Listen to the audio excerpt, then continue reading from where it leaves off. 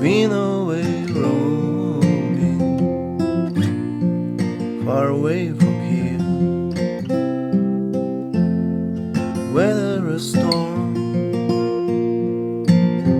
your heart unafraid, crossed every ocean in the boat that you made.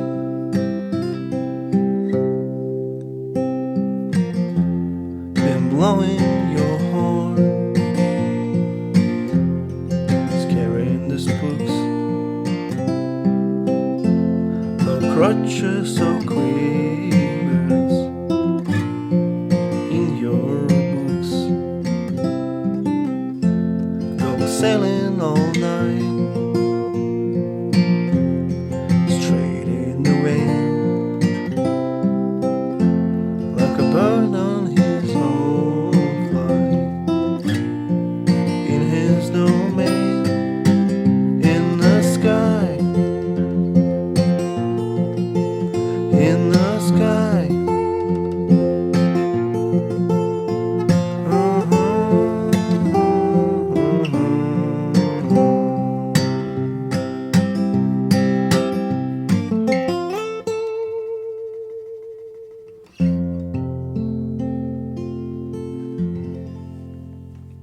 This song has really got me down, to the point when I legitimately thought I can't do that. So for almost a year I tried to play it occasionally, like once a month, while thinking maybe, just maybe this time I'll make it through. But no. Pretty early I realized it's a drop D tuning, like the sheet music says. But it's impossible to play the song in drop D tuning, awkward shapes and all. Trust me, it's impossible. Also, the same guitar was used on the record, Gibson Advanced Jumbo. Literally the same kind of guitar, and that made me even more depressed. So then I thought it could work in an open G tuning, and aha.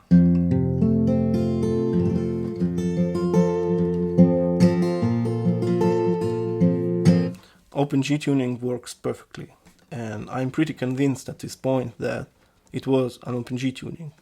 The pick up on the 3rd fret, it makes it exactly the setup for Romeo and Juliet, by the way.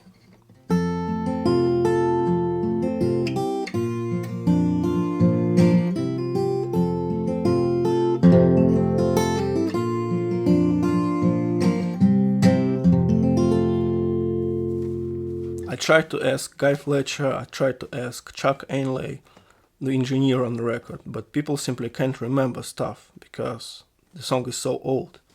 I'm pretty sure Mark himself can't remember how he played it, if you ask him, at least right away.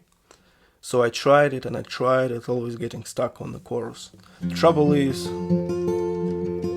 there is no live performances, no information, no interviews, no quotes, no nothing. Just a perfectly recorded studio version with overdubs and guitar buried under the rhythm section, so it makes it almost impossible to pick out properly. And my wife said, and so what?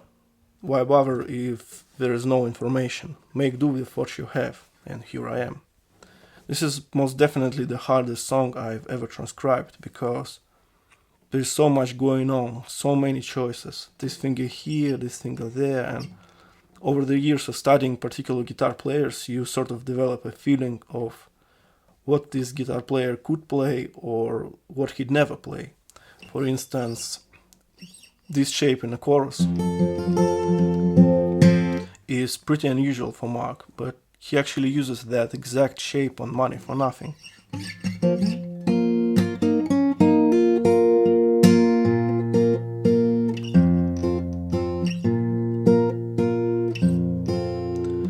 In even more awkward fashion, so naturally you assume it's possible he used that again, especially given the odd tuning. There is particular patterns in this song, in both hands. In the right hand, it's basically the typical Mark's waltzing technique. Thumb, thumb, downstroke.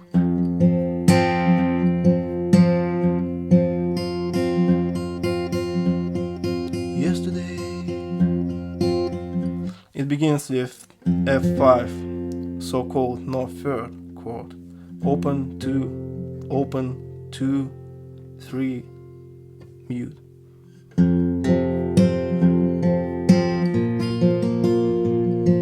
Then B flat 5, if only the third fret. Back to F5. Then B flat, it's open inner 4 strings. Open G. Then C major, just a bar in the second position. Then F with alternating bass. Now this is the Romeo chord. Open 2, 4, 2, 3, 4.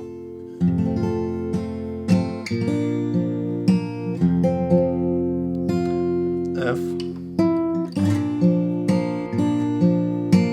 Then G again with this passing tone.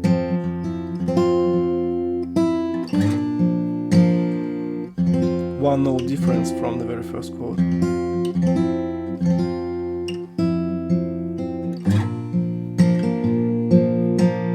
And slide to G.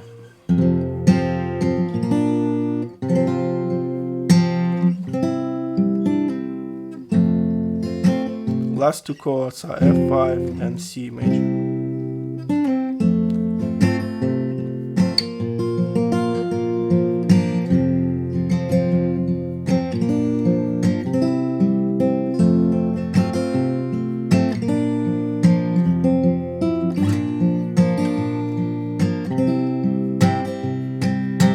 Then it repeats, but starting with the Romeo chord. Instead of regular F5-1. Then it repeats and it's all there is to it. Pretty simple verse if you ask me. Between the verses there is 4 bars of C major. But before the chorus there is just 2. The chorus, I think, has this pattern. Thumb, middle, thumb, index, then middle with thumb.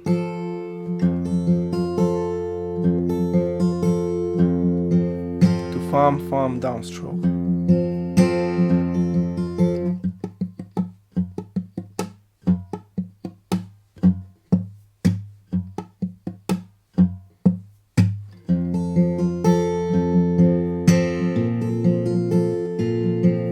And 2 chords alternate, this F and B flat major 7, kind of. Same shape, different bass. The song is a waltz and it makes sense. This way you can keep the 3-4 beat.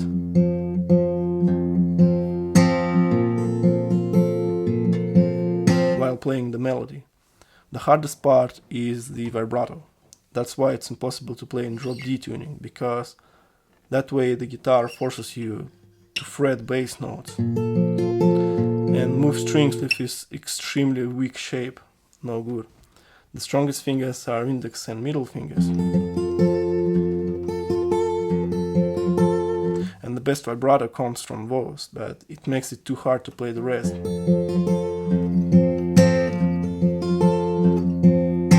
So, to keep a rhythm. So what I like to do here is to play it with middle and little fingers.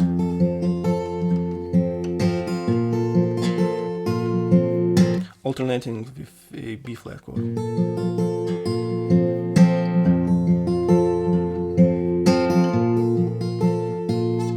It makes it possible to keep the rhythm while playing the melody, although I must admit it's tricky. I tried every single combination of fingers and this one works best for me. Such a good vibrato on the record, very hard to recreate. Very fluent, light and airy. After all, it's only in the sky phrase in the whole chorus. So the goal here is to maintain this extremely smooth vibrato while keeping the rhythm going. So it's really worth the hassle. The good news is that in this position you can move the whole hand pretty easily, and it helps to achieve this desirable vibrato.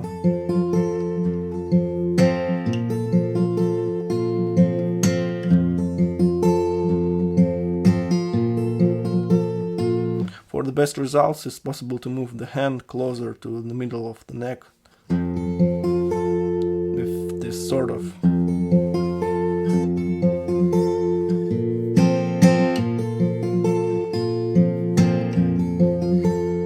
gesture toward the sky. Believe it or not, it can really help to project the sound and give it more feel. The melody then goes up with the second finger.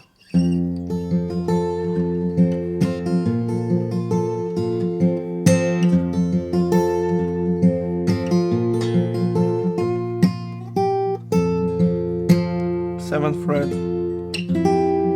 6th and 5th fret, open G and C. The other way to go is F, bar on the 2nd fret, open, and C.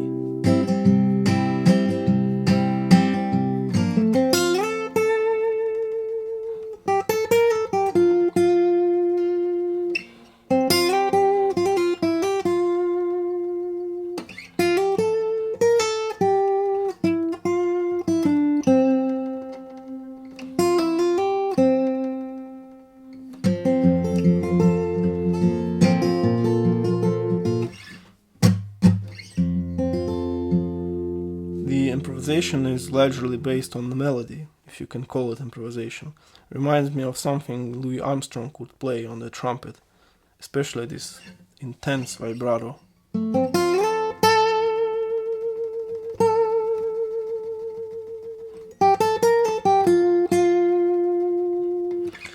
I can't emphasize more that the whole song revolves around this vibrato, and frankly it's my favorite type of expression on guitar.